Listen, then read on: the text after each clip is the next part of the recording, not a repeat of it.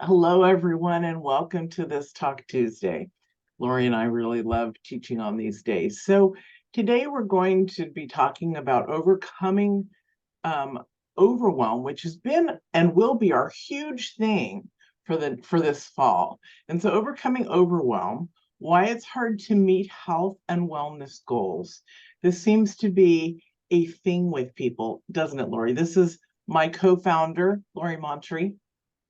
Welcome. Good morning. I didn't mean to just, Lori knows that today I feel on fire, so I'm like ready to go. And this is Lori, everyone. Okay, let's jump back into it. Yeah, so good to have you here. I just love this topic for many reasons. One, because we have a lot of people who come to us for healing, whether it's for the specialty that Lori teaches is freedom from emotional eating, whether it's their physical ailments, their sickness, their chronic, there is a way through it. So why is it hard to meet health and wellness goals? We could tell you up front that it's hard because people don't know. They're not ever guided through. They don't have the tools or the skills. But let's move forward from there and try to support you and show you that there are ways to get through all of these spaces. Yeah. Go ahead. I know that there'll be a lot of people watching the replay. Hello, all you replayers. We appreciate you. We want you to feel included in the experience. So I'll just mention briefly, make sure that if you're watching the replay, the Facebook group is still a place where you can come in and comment with us, ask questions, etc. from the videos. But for those of you here, I would love to just ask, and you guys can put it in the chat, are there health and wellness goals that you recognize you really want for yourself, and you've just been struggling to make it happen? And when we talk about that, it can be your weight, it can be a particular health concern, whether that is I'm pre-diabetic, I'm diabetic, I have a chronic illness, or my cholesterol is high, whatever it is. And also, yeah. And also know that you can ask us any questions that you have or need any time of the year. Just because we move from section to section to section, that we're organized that way, doesn't mean that you still can't talk about specifically self-love or the relationship stuff that we do. But this is a beautiful, and I didn't mean to cut you off, Lori, but this is a beautiful place for you to talk and ask things all the time. Yeah. So I also have a little bit of a lineup today for our talk, if we want to go through that before we answer questions. We had a question come through the email like 2 hours after it was sent on Sunday. So I'm like, yay, I love this. Yeah, exactly. Yeah. To have that interaction and be able to actually put our knowledge to, your situation, your challenges, and is perfect. So I'm glad that that's happening. Yeah, let's just get started. Okay, great. And so we're gonna we think that this is so important because there's too many people in the world that their number one primary so the two primary concerns in human life are, will I find love, and how do I get better? Why am I sick? So probably the wellness and overwhelm and all that is the number one, because if you're in wellness and overwhelm, you're hardly thinking about love, right? So those are the two things that Lori and I see the most. So when we move through all of this stuff, let this person in, hold on, there we go. When we move through this, we will be sharing some practical tools, things that we do in the academy, things that can support you along the way. One of the key aspects that we will address, and remember, it's just human nature, is the resistance to change. We have a resistance to change. And so when we get in and we reorganize a pattern within ourselves, we're able to open up and accept and allow these things to shift and move through our bodies. So we're going to talk a little bit about goal setting, because that's really important, and having an action plan. Lori and I love to talk about the science behind things. And so part of the I would say the action or the goal setting and then this whole talking together, they all blend. Remember, a lot of it's about our time. We think we don't have enough time for ourselves. And that's where the number one aspect for you gets left behind. And we want to talk about a little bit about the stresses put in there and the self-care. So, okay, let's start talking about the supportive ways that we can move through. And then we'll remember to open this up for questions. You also should keep a journal about whatever you're working through. You should have questions that are daily. How am I feeling? What keeps me elevated, because you want to be elevated, and also continue to track your accountability, how you're showing up for yourself. What are some of the new tools that you're doing on a daily basis that you're excited to bring into your life? These are all about you and no one else. So take this time in your life to expand your things you don't know or that you do know, but you haven't done for a while. Yeah, so important to remember that and to recommit to that over and over and over again. Yeah. Right. Beautiful. Yeah. Oh, when we talk about and we think about, overwhelm and the role that it plays in our ability to reach our health and wellness goals, it's such an important topic, and it is something, as Mia said, we're going to be kind of dedicating a lot of our practice to over the next few months here. We had our summer of self-love, and that continues. Self-love is always on the front lines for us, but we wanted to bring in this component of overwhelm, and we're actually putting together a really incredible show that begins airing on the 18th. And in this show, we've brought together some really powerful experts to help us understand why we go into overwhelm and how we can support ourselves to work our way out of overwhelm. And so we wanted to kind of set the groundwork with you through our teachings over the next few weeks to help understand this topic a little bit more, so that you can use this information to start reaching your goals, whatever they may be. Today, we're talking about it with respect to health and wellness, but it also applies to overcoming limiting beliefs, into, changing your relationship with yourself, with other people. It applies to every single thing that you want to create in life.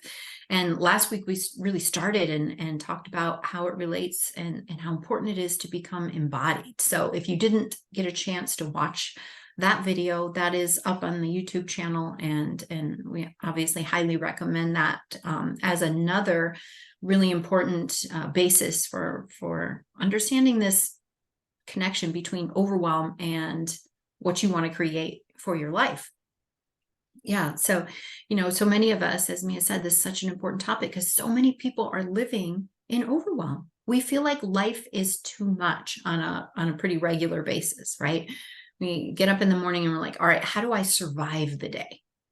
Right? We're not even at a place today where people are saying, I got to get through today. We're like, how do I survive the day with everything that is here for me to deal with and to be in? And if you think about that, if that's where we are, right, in that place of overwhelm where everything feels like too much, right, and we just want to do our best to get done. And a lot of us, with the feeling of overwhelm, just kind of want to crawl under the bed and stay there, right? That's the feeling that we have when we're in overwhelm.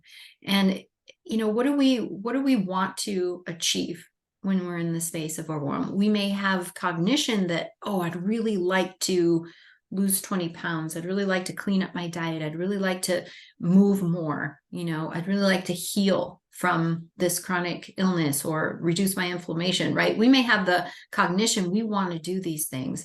But if you're surviving the day, there's no space for what it requires, the steps that it requires to actually make those things happen.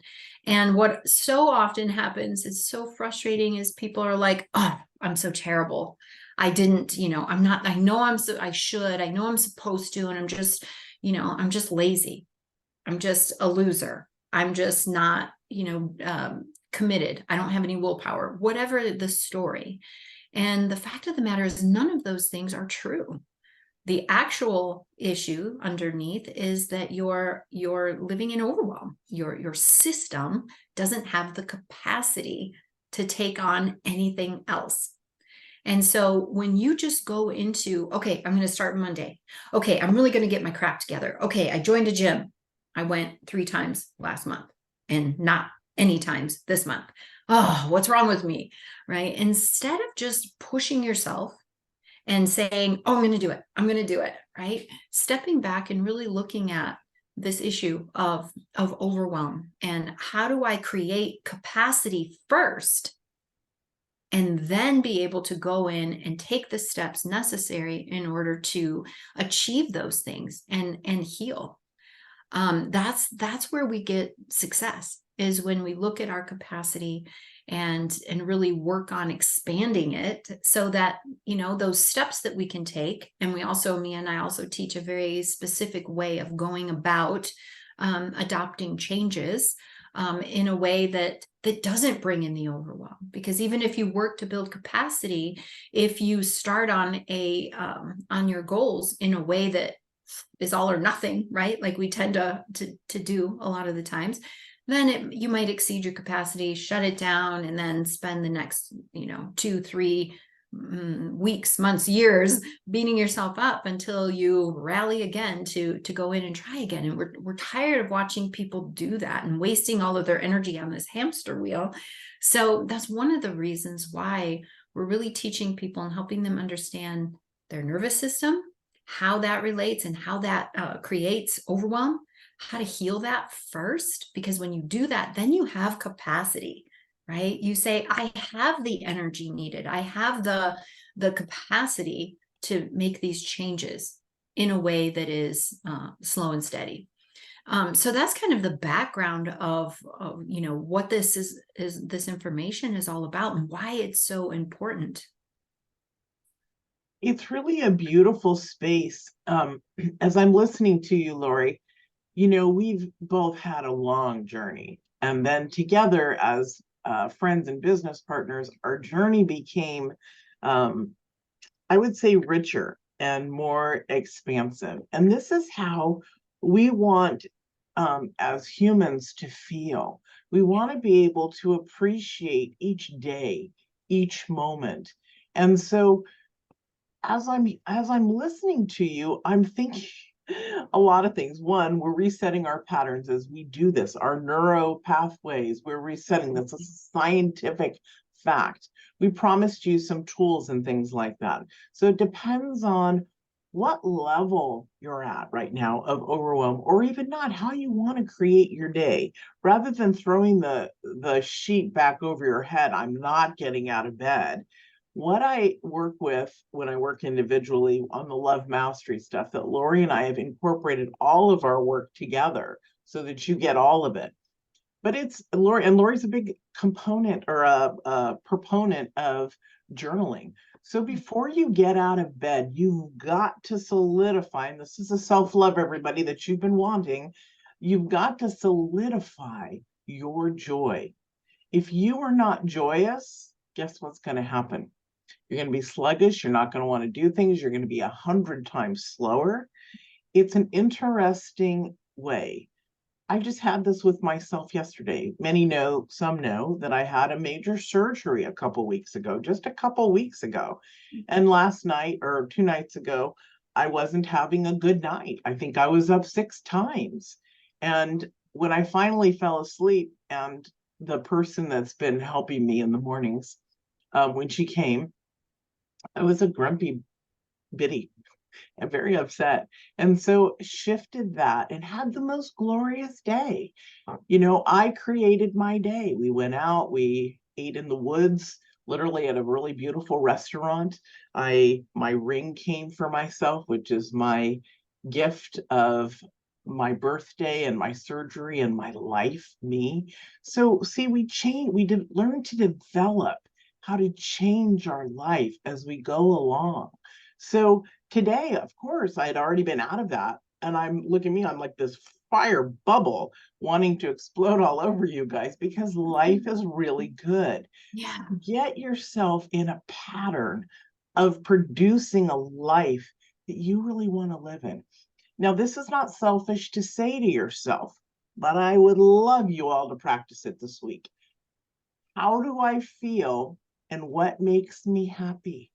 Now, if eating a donut one morning makes you happy because you've heard about all the crap, how bad it is for you and this and that, and you're fearing that donut, I want you to get yourself a yummy cup of coffee and you go have that donut, but enjoy it. You may not have to eat the whole thing. 1 or 2 bites might be sufficient, but be aware of what you're doing and why, and then shift from that. It doesn't have to be about things that are not good for you, but learn what's good for you, what you cherish, whether it's flowers in the morning or literally a beautiful cup of tea or hot lemon water, whatever it is, do it to support you because nobody else is doing that. And we need that as individuals to blossom and to grow. We need that burst of love. So begin journaling in the morning. Find your gratitude, 5 things before getting out of bed. Make yourself smile. How do you do that? Smile, even if you force it. It actually, I can feel the release right here. And then it goes down. It's like these, it is a scientific fact. It does produce I can't even think of the word. What's that drug?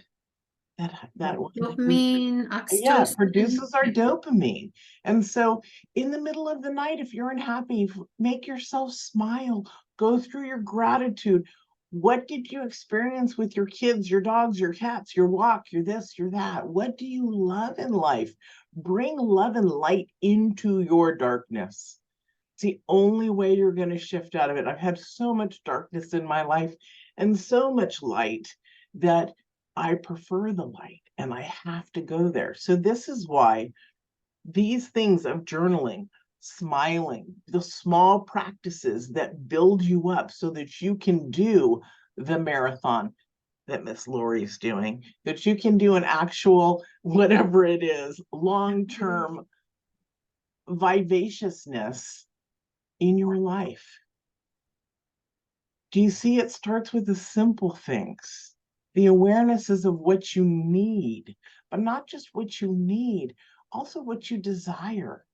What would make you happy? When I bought this ring, which is really important for me, when I bought this ring, I decided that my husband has been wanting to redo my wedding ring. It hasn't happened. So I said, I'm not waiting. And I actually sent myself along with it separately, but it arrived on the same day, a message to myself that said, for all the dreams that you have, I wish you the very best. I love you. And, I've never done that for myself. But when I opened it up and a girlfriend was there and she videotaped it and she cried as she read the message to me, who does that? We do that when we grow and we can nurture ourselves and build that relationship that is so profound that you are so worth everything. That's why the work is so important to do. That's why the grounding, getting healthy, getting out of that space, being consistent with your thoughts and your desires. If your desire is to be healthy, then you find a way to be healthy. And we'll tell you, it's starting with up leveling your energy so that you have a clear head that you can think. It's about the consistency of gentleness when you're down and the self-talk of being kind to yourself. It's about moving through each step, watching the progress, cheering yourself on and moving forward. But your mental capacity has to be in alignment so you can change the patterns in your mind that are holding you back. So it's up-leveling, it's the changing your patterns, it's learning what's best for you to move forward, it's working with your nervous system. When I had pain after surgery, I did my nervous system and breath work, and I'm telling you, the pain would disappear. Most women say, for the surgery that I've had, they're in excruciating pain for months. I'm on week 3, and I'm teaching class again. I started teaching class at week 2. You don't have a mastectomy. There you go, guys. You don't have a mastectomy and not have pain and be up in 2 weeks. So this work is literally magic. We're here to show you, not to show you, oh, look, Mia's up. We're here to show you the work. Yeah. We're here to take you through the work. Yeah. And I'm well enough to be able to support Lori while she was taking over, while I was resting and taking care of myself. Yeah. And I'm back. It was such a great and powerful example. And, literally, me would say, wow, I just did this practice and it shifted me by, this is so great to be able to really put it into practice, and be able to guide other people, right? Because some people are wonderful guides, but I really think the best guides in life are the people who have really been in your shoes and experienced what is it like to have destructive relationship with food. What is it like to have pain? What is it like to be wrestle with limiting beliefs, past traumas, right? And these are the kinds of things that is such a joy and privilege for us to walk people through, because we have done this work. We know these tools work because we have actually employed them in our own lives, and of course with thousands of others. And so it's and it was a privilege to be able to witness your journey through, right? And being able to have such power over your experience, right? Because being chronically ill or having a surgery or having an addiction or all of these things, we feel or having cancer or a chronic illness. Yeah. Absolutely. We feel like our power has been taken away. Yeah. When actually it's not true. And there are ways for us to step back into our power and really control the situation without control it in a proper way is what Lori means. Exactly. Yeah. Not to be a control freak and be freaking out. And so part of this whole thing, Lori, is about the balance of knowing and planning your life. So I felt when you were saying about it was a little bit back. Let me just say what came to me. I felt like I heard somebody say, and I'm sure I did. I felt like I heard somebody say, but I don't have smoothness with my family. Like, how can I be well when there's not smoothness in my home? Let me share, you've got to get smoothness within yourself. And as you grow that smoothness and that emotional intelligence in your own nervous system becomes calm, you begin to speak to others in a way of what you want. And guess what happens? Unless they're a complete clinical, I'm not talking about our judging, but a clinical narcissist, if they're just somebody that you feel is not supportive, you'll see a huge shift and change. Energy changes energy. My family over the last 3 years have come around have the most glorious, I almost feel like I can't share it because it's just too beautiful. I have the most beautiful experience, but I did not have the most beautiful experience. And I'll tell you why. I didn't love myself enough. I didn't recognize enough that I deserved what I now have. I am definitely a queen. There were so many beings around me from the moment I left my little island to proceed forward with my surgery. Hundreds, I could feel hundreds for days. It was a couple days because I had stuff on the mainland to do before. They had to test stuff, put stuff in me, all sorts of stuff. And when I woke up, apparently they were there. They had been there. I told my husband and one of my close friends who is acting as a nurse that I was crowned a queen. I was crowned a beauty queen, that the breast didn't matter. And so when you have an experience that's so grand and beautiful, it's because you've worked it to be. I had set up the entire surgical stuff pretty quickly. It did take a long time though. Smooth. Where we're going to stay, the money flew in. I didn't have thousands of dollars normally to do this, thousands, but it just came because I was in the right alignment. So I'm still supposed to be in a surgery recovery place until today, actually, the 5th. And I left a week and a half early. So you guys, and it seems like it's been months that I've, because I've healed so fast. So this is for you too. This is the power of who you are. You can take your stuff and change your life. You absolutely can. And that's why we're bringing you this important topic of our practice, which is, how do you do that? How do you get to the place that Mia's talking about? How do you be consistent? How do you find joy? How do you shift your mental state? How do you do all of these things? And it's obviously a process, and it's something that we are going to be spending time on. But our first order of business is to really understand where overwhelm is in our lives. And most of us have become so normalized to it that it just feels like life. So this week, as you're kind of, spending time with yourself, and there's some important questions you can ask yourself. And those are, do you meet the day with feeling like you have the capacity to get through? Are there times when you just really need to numb out?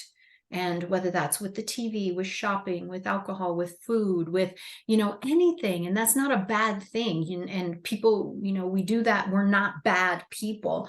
We are seeking to get a very important regulated nervous system. And so that's just, a act of care that we're giving to ourselves. But where are you feeling kind of shut down or numb, or where you lack clarity, or where you feel like the world is so threatening? There's just so much going on. A lot of anxiety can be the result of overwhelm. So really getting some clarity around that. Maybe we can put in, some signs of that you're in overwhelm for the replay for this email. And you guys can really take a look at that as a first order of business. Understand where you are with respect to overwhelm, because all of these beautiful shifts and being able to take control of your life and your health, and heal and grow and obtain those important markers, it all depends on first gaining the capacity, getting out of overwhelm. I'm gonna you have to go, and I'm gonna open it up to questions, but we have a question that I'm going to answer. So thank you, Lori, and I'll call you when I'm done. See you all. Thank you. All right, everyone. So we talked about the nervous system. That's a tool in which we would need to heal for ourselves in order to have a powerful system to get through our stress, the areas where we're freaked out, we can't breathe, we can't think. You've got to get to the point where you're not being triggered or in a place that sets you off. You have to discover the tools. Journaling is another one. The thought of quietness, stillness, meditation.